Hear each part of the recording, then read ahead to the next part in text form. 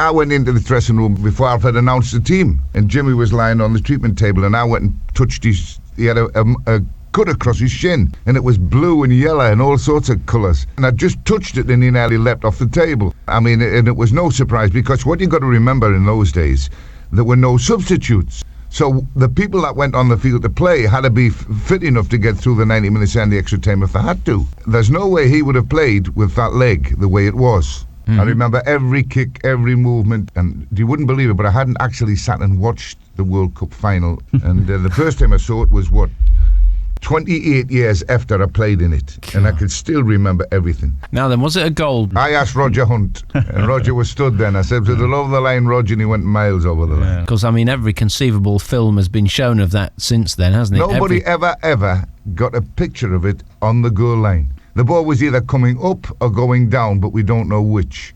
Because a ball, when it hits the bar, tends to go down, the spin brings it back out again. And you've seen it happen so many times, other than that particular one. I thought it went over, because nobody actually got a picture of it on the goal line. Now, the other thing is, Jack, you were involved in that move. You headed the ball down to Nobby. Nobby put the ball through to Jeff. Do you remember every little detail of games like that? I do. The thing is, when you're a centre-back and you're looking forward, I couldn't tell. I thought Bowley crossed it from the dead ball line. But he didn't. He crossed the ball into the box from about 10 yards from the dead ball line. But from where I was stood looking, he looked as if he was racing to get it before it went out to play. But he wasn't. He had plenty of time, and he didn't stop the ball. He just turned it straight in, and Jeff took it on his thigh, and he volleyed it. It was a good move. It was a tremendous ball from Nobby Stiles. I said to Nobby after the game, I didn't think he could see that far.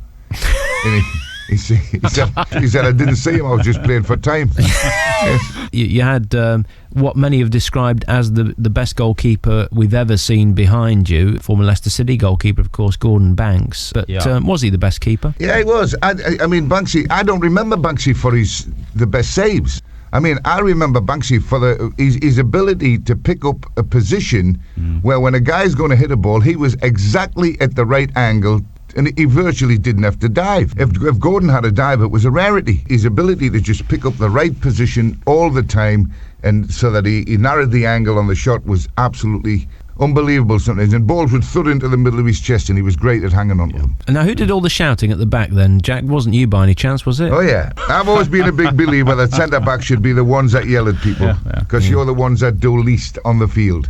And you can see what's happening in front of you, and if you want midfield players to go and get somebody or close somebody down or come off and fill a position, you're there in position to see it. And you've got two of you there, and if you're both volatile and both shout at people, I'll tell you, they will listen.